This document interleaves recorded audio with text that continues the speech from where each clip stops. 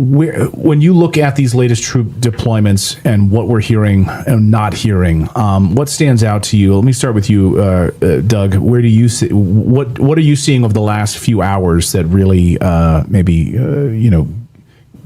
it makes your hair stand up on end?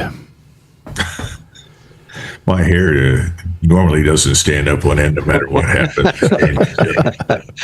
But I think we have enough forces to probably control much of Los Angeles if that's what we need to do. I don't think this is a significant commitment of any kind that is going to change the outcome of the war. I think what's important for people to understand is that President Trump right now faces the very real probability of total humiliation. Humiliation at home and humiliation overseas, because all of his talk and bombast about destroying, defeating, doing Iran, and wielding the righteous saber of justice, namely the U.S. Armed Forces against the evil mullahs, all that crap is going to go away. And people are going to say, what are you doing? What have you done? And I think what we're getting ready to do right now is launch what we call historically a so-called war-winning offensive.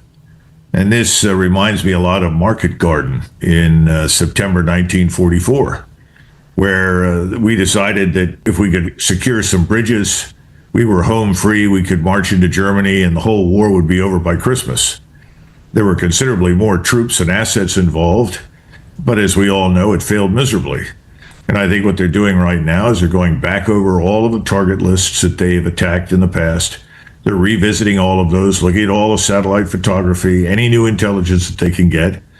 They're replenishing the stocks of exotic munitions, joint attack, surface-to-surface missiles, all kinds of other weapons, with the goal of launching probably sometime in Sunday, Monday, Tuesday, Wednesday, somewhere in there, a nonstop 96-hour sort of pulverization of everything in Iran. And while this is going on, I think they're going to try and find a way to insert the light infantry into the Persian Gulf, into these islands in the Strait of Hormuz, there are a couple of them, and of course the famous Karg Island. Now, what's the problem with all of this? Well, once again, we're the World War II force reenacting World War II, and the Iranians are not in World War II, they're in World War III, and World War III is very different. Everything that happens, they can see. They have constant, uninterrupted, persistent surveillance of the entire area. They also have precision-guided weapons. Everything is precision-guided, missiles, drones, whatever, and they can reach out almost 1,000 miles with these weapons and attack very effectively. And we don't have, at the moment, inside the Persian Gulf, the means to protect those Marines and paratroopers if we use them. And I don't know how they get from wherever they start to be in a position to do very much, because once again, the Iranians can see everything. And then it's simply a decision of how long do they wait before they target us. And if they try to fly in B-22s or UH-60s helicopters, well, they're going to fly low, presumably, and everything under 15,000 feet can be acquired and effectively attacked by Iranian air defenses. So I think this is a dumb idea. I don't think it'll work, but I could be wrong, and it could be enormously successful, in which case then you get the complete disintegration of Iranian society and the state and chaos across the region that'll spill all the way into Europe. Colonel Davis, Colonel Macgregor brings up the Allied operations, Operation Market Garden. Others have suggested this could turn into World War I Gallipoli disaster, trying to unseat the Ottoman Empire, really, and wind up in a bloodbath. Where do you see it? And anything you agree with, disagree with what Doug just said? Yeah, and the interesting thing, first of all, this is less than 30 minutes ago on Truth Social. We were all worried about what might be happening this weekend, because the deadline that he extended from the ultimatum was supposed to have expired tomorrow, and he just now says, as per Iranian government request, Please let this statement serve as a represent that I am pausing the period of energy plant destruction by 10 additional days to Monday, April 6th at 8 p.m. Eastern Time. Talks are ongoing, and despite erroneous statements to the contrary by fake news media and others, they are going very well. So, I mean, the part of the issue is, man, how do you take anything President Trump says at face value? Whether that's earlier today where he said, again, they're already completely destroyed. They hardly have any missiles and drones left, and they are definitely wanting to negotiate. At the same time, Foreign Minister Arakci repeated again on state television with all these images on the side of the camera of all these people around the country celebrating and supporting their country and their government. So he obviously has their support, is the point being of that. And then as President Trump was making that statement, you had Trey Yingst on Fox News with all the sirens in the background. He's wearing his Kevlar helmet. As he said, the 10th barrage from Iran today was in the process of being landed. And that was even before dark. Who knows how many they may get later tonight. But I mean, every physical thing you can see shows that Iran is very far from a defeated foe. And in fact, they have their hand around the Strait of Hormuz, and therefore 20% of the global oil supply, also the natural gas, and also the fertilizers and all the other feedstocks that are necessary to feed a good portion of the globe.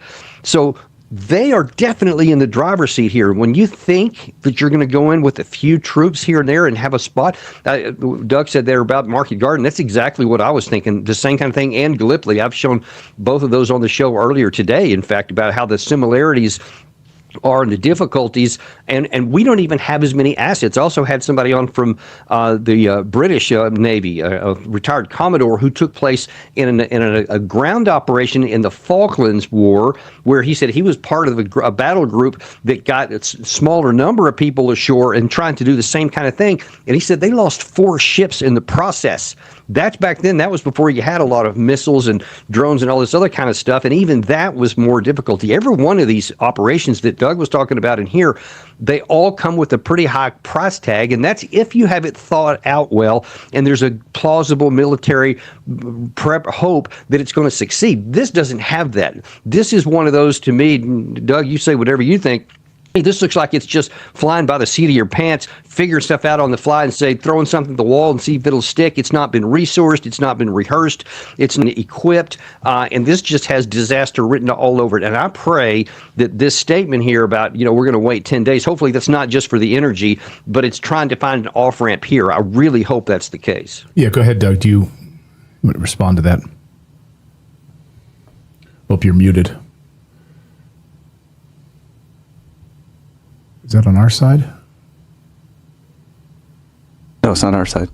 Oh, okay. It's on Doug's side. Oh, he muted It's himself. automatically muting me. It must be NSA. Anyway, Go ahead. let's look at a couple of other data points that I think we need to take into consideration. England, that is Great Britain, is just about out of oil. They figure that in 2 weeks they'll be completely out of oil.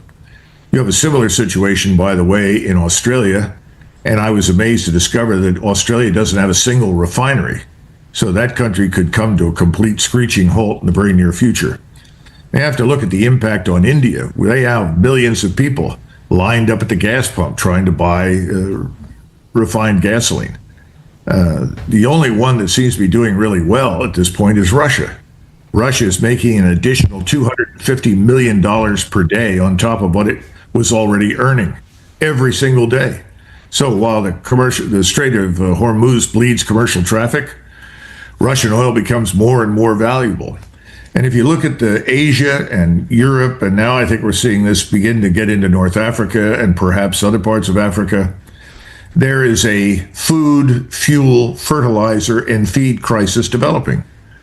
In other words, the financial, economic consequences are building such that if Trump cannot declare victory very soon, the rest of the world is going to come down on him very hard and say, stop, the war is killing us. So that's the first thing. And then when you look at these islands that are targeted, the question you have to ask is, assuming you could get there, what do they do for you? Invasion or blockade of Karg Island?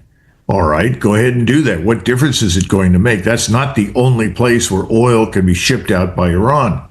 And if you do this, if you go in great strength into the Persian Gulf, that shuts the movement down, of vessels through the straits to zero. Right now, it's dropped off by about 95%. So the 5% that are getting through, tankers headed to India, tankers headed to Japan, tankers headed to China, they'll be stopped as well. Now, China has a substantial reserve of oil, many months left. That's not the case with most everybody else. So I think the whole idea right now is, yes, they want a war-winning offensive. Can they do it from the air? Is an attack inside the Gulf going to do any good? And if they do these things, what else are they going to hit? Are they going to hit desalination plants and power plants in Iran, in which case everything on the other side of the Gulf, up and down on the eastern side, western side, is going to be destroyed. And it'll take decades to recover from this kind of damage. So I just think a lot of people in Washington are disconnected from reality right now, most of all the Pentagon and the president. I'll throw this out to both of you, Colonels. The Pentagon, according to Dave DeCamp, commenting on Axios reporting this afternoon, the Pentagon is developing options for a potential major escalation against Iran that could involve ground troops. U.S. officials and other sources speaking to Axios reporter Barak Ravid, former IDF intelligence officer, described the potential escalation as, quote, a final blow that would give Trump more leverage and room to declare victory, though all indications are that Iran is ready to face ground forces and that any such operation would prolong the war. We heard from the Iranian reports today from Iran saying that they are mobilizing upwards of 1 million fighters for a potential ground war, according to Iranian sources, and also being reported by Al Jazeera.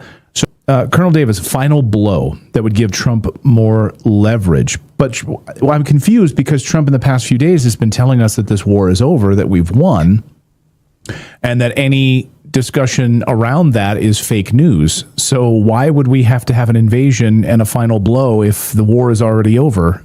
And I'm just confused. Well, yeah. And this just goes on to show that just the disconnected from reality that President Trump is. And by the way, I would add this one other data point that Doug just mentioned here is the Iran conflict is endangering Taiwan's semiconductor industry by throttling supply of vital materials such as helium, aluminum, and bromine, and crucially energy, as Iran-backed shipping routes jeopardize over a third of Taiwan's Qatari liquefied natural gas, which they need to make these threats. So you're talking about there's also a near-term threat even to the semiconductor industry. This is just having tentacles all over the global economy, not just the fact of the global, the oil itself. So that's putting pressure literally all over the world that Doug was talking about on President Trump to get this over with. And I think that the allure of having, let's go in with one big blow here and it's going to win it. I'll just tell you, there is no one big blow that you can level. We fired 10,000 strikes so far of everything that we have. And I'm talking bunker busters, these big ones, JASSMs, the Tomahawks, you name it. We've been firing everything. And obviously, it's now almost background noise for the Iranians. They have figured out how to endure this, and they could go on probably indefinitely like this. So the only thing that you could theoretically do is bring in a tactical nuclear weapon. And God help us all if that's the case. If Trump has some idea that he's going to have a big once and for all kind of thing, I don't even know what else you can bring in that even theoretically could bring in one final blow, because there is nothing. You've already attacked everything, and now we're attacking things multiple times in some cases. And so I don't know what they're talking about. There's no conventional answer for that, I'll just tell you. But the pressure on President Trump to get this over with fast is about to start striking big time here at home, in the Middle East, in Europe, and of course now you see also in Asia. So this is a disaster of epic proportions. It's unfolding before our eyes, and you can understand why President Trump is desperate to get this over with, and that may lead to desperate actions that have even less a chance of success. And I worry a lot about what could be coming. I get you to respond to that. I think you're spot on. But where would these troops, do you think, be landing? There's lots of speculation. You mentioned Karg Island. We've had other people say Konarak, which is a port area there. And then Benjamin Netanyahu today released a video where it looks like the backdrop behind him is Konarak. as if sort of like telegraphing or as a feint behind him in his background that, almost like the deception before the Normandy landings. We're going to try to. Everyone thinks you're going to land at Calais because it's close. It's as close to the UK as possible, and then you get Monty out there parading around, looking like he's about to lead this invasion across Calais, and then it happens at the Normandy beaches. Right, all of this deception was happening, but when you look at the Strait of Hormuz, like how much deception can there actually be? I mean, you've got Kuwait, but you've got eyes and ears everywhere. Well, that's the bottom line. Deception, I think, is an impossibility. That doesn't mean that the Iranians have to be everywhere at once. They just have to have numerous weapon systems within range of any of the potential targets, and that's what they've got. They can sit 150 kilometers inside Iran from north to south, and they can take under fire very effectively any of the potential targets that we've mentioned. The question is, first of all, if you're in the Marines, you've got to come ashore. How are you going to do that? Are you going to fly directly from your amphibious carriers, or perhaps from the Navy's carriers, fly from there to some point on land? Do you then get out and reorganize and get ready to go and then fly further? I mean, this is a very complex operation. There's not, as Dan said, there's not much time to get ready for it. So I'm hopeful that as we progress in the days ahead, that we can avoid the whole thing altogether. Now, that may not be possible, but here's another data point. This just came into me. This is from Channel 13 in Israel. It was originally in Hebrew. It was translated for me. And it says, the chief of staff of the Israeli Defense Force warned last night in a cabinet meeting, the Israeli army is on the verge of collapse from within. I'm raising 10 red flags, Zamir added. The army now needs a conscription law, a reserve law, and a law to extend mandatory service. The reserves will not hold up. He said these things in front of the prime minister, heads of the security apparatus, and ministers. So I think we have to understand that the nation for which we're fighting, which is really Israel, is a real problem. They've got an enormous problem on their hands. And I don't know how they're going to solve their problems, but we can't solve that problem for them, what happens internally. So bottom line is, I think the whole thing has reached a strategic inflection point. And they have to make a decision pretty quickly because of the economic circumstances as to what they're going to do next. And the notion initially is going to be double down. Keep doing something which has failed thus far in the hopes that it will produce success. I think that's where we're headed. I don't think it's going to produce success. As both of you, we have some super chats come in for some questions here. The German Rabbit asks this question. Clayton, ask the colonels how the Russians and the Chinese would react to an American draft mobilization. We saw the increase, obviously, in the enlistment age in the United States, but maybe take that question and then also just the Chinese-Russian piece of this story. We heard from President Putin today saying that what we are about to see from an energy perspective is going to be worse than COVID, and the Russians saying that Europe, the UK, will be begging Russia for oil and natural gas. We heard that from Dmitriev, a diplomat from Russia. So first on just the draft question, Dan, you want to take that one? Sure. Yeah. Look, I think that would be just disaster.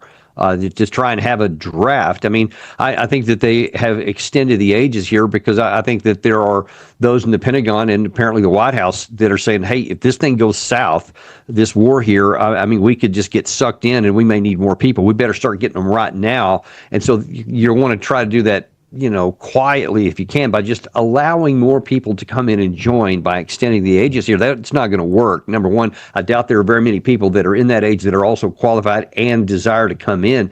And if you go into a draft situation, I mean, there's a reason why we got rid of the draft that got us out of the Vietnam War, and why they went to the all professional military, and why we've used it so easily since that way, because you affect such a small portion of the population. But if you now start going back into that to where you're now pulling these kids from all over the country who have no interest in or desire to serve and force them into a war that they don't, you're going to have a revolt on your hands. I truly believe that. I don't think it would work anymore. I think that day has passed unless we had a Pearl Harbor type thing where somebody attacked us out of nowhere. And then even then, it wouldn't be, I don't think, the reaction, because our population isn't the same as it was in 1941. So I don't think we would react the same way. But there would be a number of people that would do that to take care of the country, but not this, not a war of choice that we went into. The only reason you're doing a draft is because you ignored everybody's advice that had any sense, like Doug Macgregor, and you went down this path because he was saying, even on my own show several times for months ahead of this, what a disaster this would be. And it's unfolding just like he said, and in some ways even worse.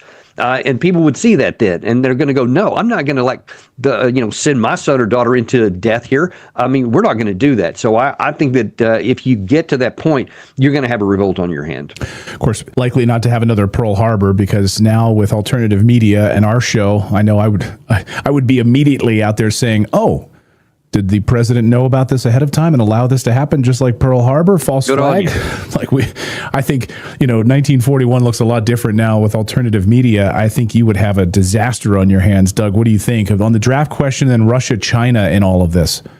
Well, first on the draft question, we went to a volunteer army, and it had the same impact as going off the gold standard. Once we went off the gold standard, we could print as much money as we wanted and use it any way we wanted to. There was no longer any accountability. There was no longer a need to raise taxes to pay for military operations. Right. So that's effectively why we went to the volunteer army, and everybody in Washington loves that. So I see no evidence that they're going to try and draft anybody, because I think Dan's absolutely right. And I can just see that Baron Cameron and Lutnick's children and Witkoff's sons, and let's just go down the list, Kushner's, I can see them all rushing to go fight against Iran for Greater Israel. I don't think so. I'd be very surprised. Right. So no, I don't see a draft coming at all. Now, then there's the other thing. The Chinese and Russians have been watching this in disbelief. Everybody thinks, well, they're our enemies. Okay. Most of them would just like to do business with the rest of the world, and they're not interested in going to war with us. And I think they view our thinking as incredibly stupid. They can't believe we're doing the things that we're doing.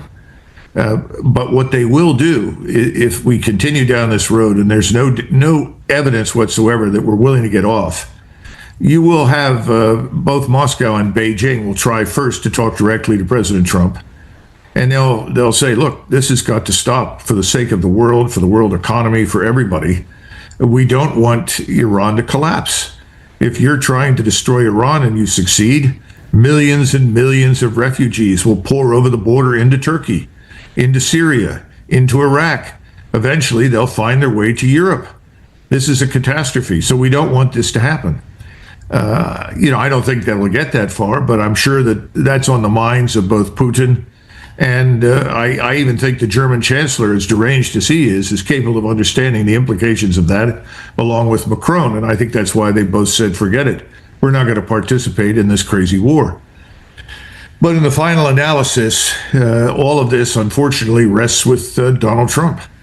And if he can't find a way to declare victory, then he's going to face a very difficult time in Washington, D.C. This could actually force him out of office. And since everything with him is mortgaged to vanity, I worry a great deal about what Dan mentioned, which is the possibility that somebody says, we'll use a tactical nuclear weapon. And we all know what that means. You use a tactical nuclear weapon, which is a misnomer, doesn't exist. Then others who have nuclear weapons are immediately on alert, and there's a real danger of everybody getting involved. So I hope that doesn't happen. Got another super chat here. And Clayton, sorry, one thing I want to add to that. Sorry, I had a problem with my camera there. Quick move. You talk about China and Russia. There's one thing that hasn't gotten enough focus yet. I'm sure it'll look that way as time goes on. But there's a real problem that is developing that China and Russia are definitely paying attention to, and that is when President Trump, and a lot of people have been saying forever, America is the most powerful military country in the history of the world. No one else is even close. Trump says that all the time. And now then they see we can't even bring Iran to its heels. And we don't have enough ammunition to defend against Iranian missiles. And we don't have enough offensive missiles to do anything that's going to bring them to their heels.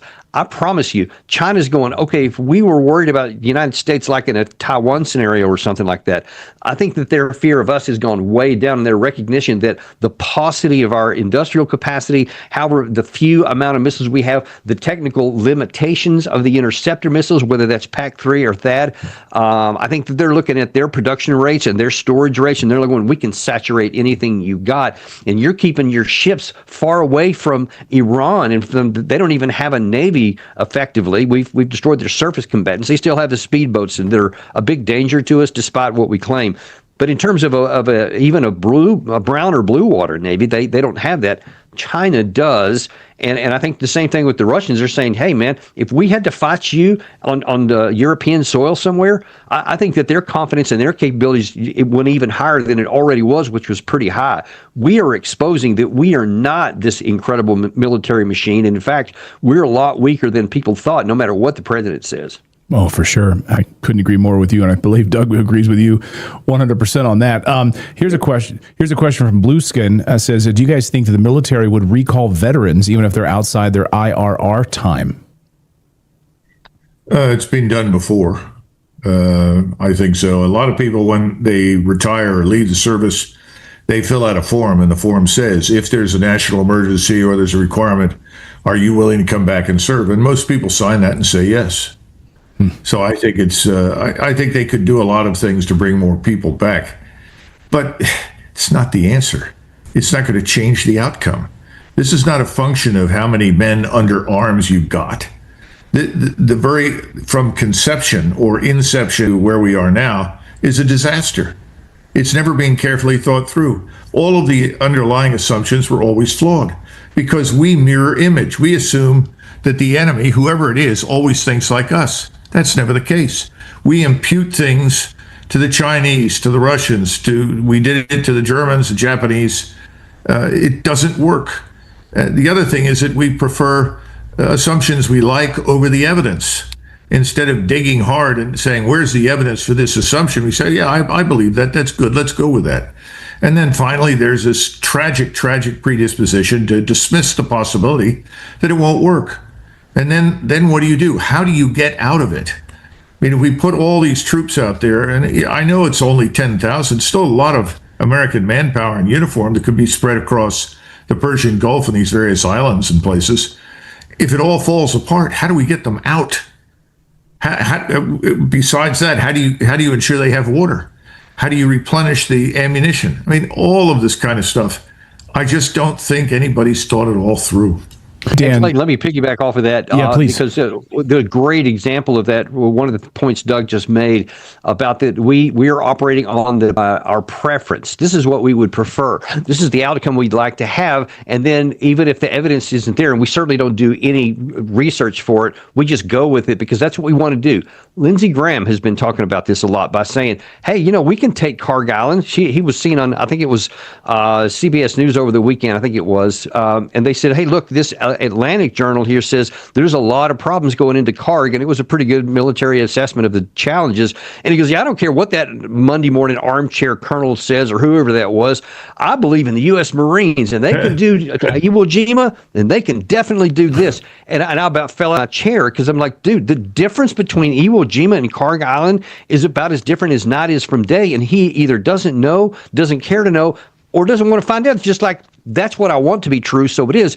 And Trump listens to guys like this. And then Keith Kellogg, oh my God, his advice here lately is, yeah, we'll just roll up the Persian Gulf with a couple of Marine ships there in the Boxer and the Tripoli. And yeah, we'll just take the first part and then we'll motor on up to the next part like it's no problem. And I'm like, my God, if these are the men that are advising President Trump, no wonder we're making so many bad mistakes. Yeah, the point that you've been making for a long time is like, we have this 1945 style military that's still built for like a World War II military. So we're going to just roll in more aircraft carriers and that's going to work. You saw what happened with USS, Gerald Ford. So that's what we're going to do. We're going to be permanently stationed there just off the coast of the island of Hormuz, just making sure that ships are going through and the Iranians won't attack those ships. It's madness. It really is madness. The other thing that disturbs me about people like Lindsey Graham, 19,000 Marines died in the Pacific seizing islands. Nobody knows that. I don't think he understands what that means. Not all of those islands, by the way, needed to be seized. That's another tragedy. And 58,000 airmen died in the 8th Air Force trying to penetrate German air defenses. Now, what I'm trying to get across is how many ballistic missiles does it take to achieve what I would call mass casualties? If you put 3,000, 4,000 men on a particular island, and you can pepper the island with these ballistic missiles, how many of them will be killed? That's the whole point. And what are we asking them to die for? What gives us an assurance that seizing a particular rock in the Persian Gulf is suddenly going to prompt the complete opening and abandonment of the Straits of Hormuz by the Iranians? Well, there's nothing that will do that. And by the way, if you used a tactical nuclear weapon and you think at that point the Iranians would throw in the towel, I've got news for you. I think the opposite would happen.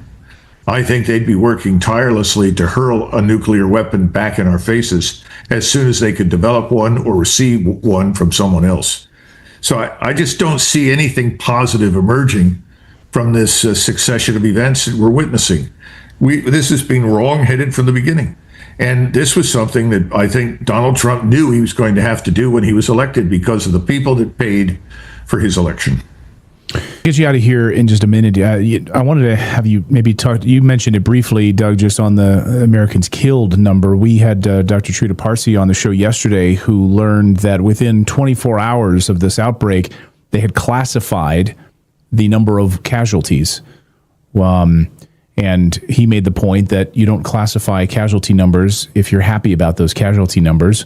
The numbers of American dead, American wounded have been very tight-lipped from the Pentagon. What are you hearing maybe from your sources, or what's your assessment? Do you believe the official number that they're telling us? Dan, first to you. No. But then again, I don't believe much of what comes out of the government. Yeah, unfortunately, like I said a minute ago, while President Trump is talking about how he has destroyed Iran and they don't even have the ability to launch missiles or drones, as he's speaking, a 10th round was falling on Israel at the moment. So I don't trust a single thing that comes out of them. And, we've seen the Iranians have claimed, and they did again this afternoon, they said there's over 500 American killed and I think like 1,800 wounded or so. I certainly don't take that at face value either. And it could certainly be for domestic cases to make their people feel better. I don't trust a single thing out there, but man, with all this firepower, and when we've had to move out of 13 different bases, according to the New York Times analysis, it just doesn't seem like there's going to be that few casualties. Maybe there is. Maybe we've gotten really lucky. Maybe the defenses have been good, but I trust nothing, unfortunately. Brought up the last question that I just was about to ask both of you, which is the New York Times report on these 13 American bases, which the New York Times now says have largely been destroyed. They're uninhabitable. The Iranians yesterday announced that they know that Americans who were stationed there, commanders and soldiers, have fled, and some of them in hiding or outside of those bases, and they are pursuing them. Their words, pursuing them. In other words, hunting them down, I would assume. What's your assessment of these American bases in the region? And by the way, they told us they were going to do this in the same way they told us that the Strait of Hormuz was going to be shut down. Like this is somehow news to the Trump administration. That's kind of shocking. But Doug, first to you on these American bases, this New York Times report. Well, initially they hit 27 of them. So there were 27 bases damaged. Now they're saying that 13 are totally demolished. They've eliminated all of the expensive early warning radars that we had placed in the region. And this has hurt us badly, particularly in Israel, because they don't get the several minutes of early warning time that they were getting previously. They're hearing, that you've got to get into the underground shelters and you've got like 60 seconds or a minute and a half to get there. And this is taking its toll in Israel. I think, the problem is, once again, we were victims of our own happy, rosy scenario. And I don't know how else to put it, Dan, do you? I often, I mean, we're at the mercy of what people in the region are reporting because, I hardly can trust anything that's coming out of reporters either. But based on the paucity of our responses, I mean, I think it's pretty likely that there's been a lot of casualties. You've got the Navy has been moved back allegedly somewhere around 1,000 miles away from the Iranian shore. So they're not doing anything good. Most of our aircraft, according to reports I'm getting, that we're still doing, despite what the chairman of the Joint Chiefs of Staff said on like the fourth or fifth day, we're now still doing stand off because when we try to do stand in, we have what happened with that F-35 the other day. It gets knocked out of the sky, or the MQ-9 Reapers, they get knocked out, which is also making it more difficult to do targeting because we don't have that persistent stare over there. And everything that we're using so far is a lot less effective than what it's claimed to be. So that's why we circle back around. It seems like the casualties are probably going to be higher, and one wonders if we're ever going to be told the truth.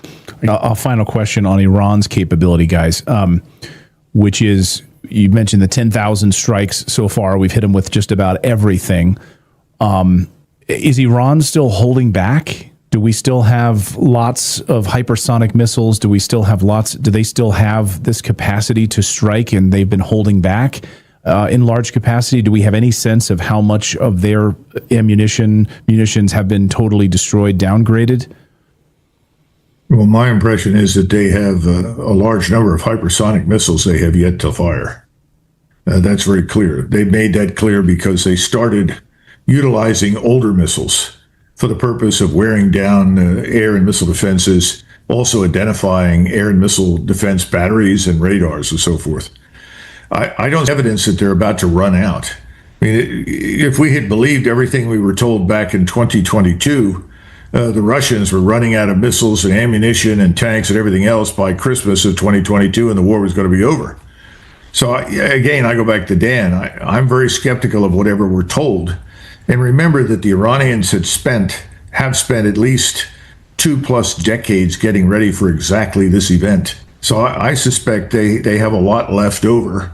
And frankly, don't underestimate the ability of the Chinese in particular, which is a giant manufacturing base, to replenish their losses. I think we have to take that into consideration.